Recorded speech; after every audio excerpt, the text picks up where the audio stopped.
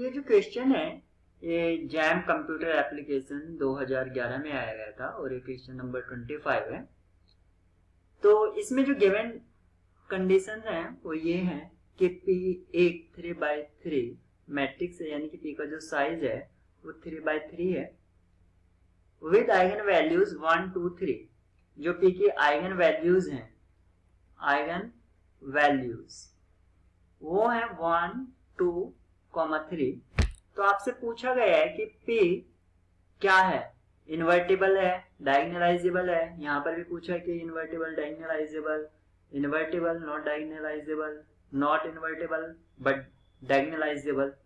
तो यानी कि इन्वर्टिबल और डायगोनलाइजेशन उसका पूछा गया है। तो इस टाइप के क्वेश्चन को किस तरह हैंडल करते हैं अगर आइगन वैल्यूज की हेल्प से हम करते हैं।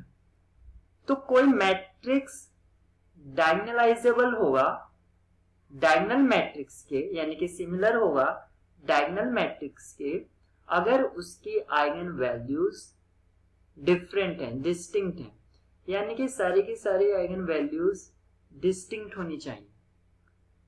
अब कोई मैट्रिक्स इन्वर्टिबल कब होगा, कोई मैट्रिक्स इन्वर्टिबल होगा अगर उसकी आइगन वैल्यूज, कोई भी आइगन वैल्यू अगर जीरो नहीं है, यानी कि सारी के सारी आइगन वैल्यूज नॉन जीरो है, तो वो इन्वर्टिबल होगा।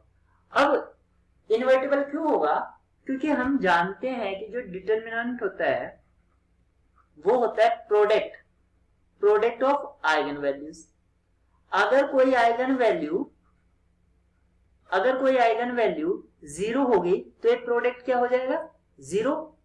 और प्रोडक्ट अगर जीरो हो जाएगा तो इसका मतलब क्या हो जाएगा कि डिटरमिनेंट जीरो, और डिटरमिनेंट जीरो हो जाता है तो वो क्या मैट्रिक्स हो जाता है, वो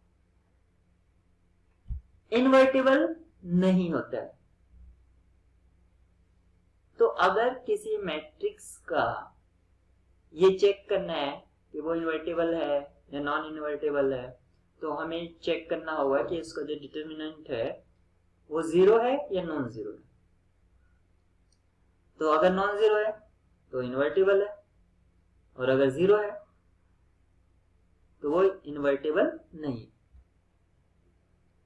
तो यहां पर कोई भी आइगन वैल्यू जीरो नहीं है, तो इसका मतलब वो इन्वर्टिबल है।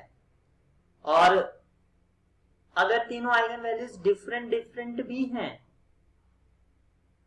उसके इन्वर्टिबल है या नहीं है तब नहीं कह सकते, क्योंकि अगर कोई आइगन वैल्यू 0 1 3 या 2 होती तो ये डिफरेंट तो है, डिस्टिंक्ट तो है, लेकिन एक आइगन वैल्यू 0 है तो ये इन्वर्टिबल नहीं होगा।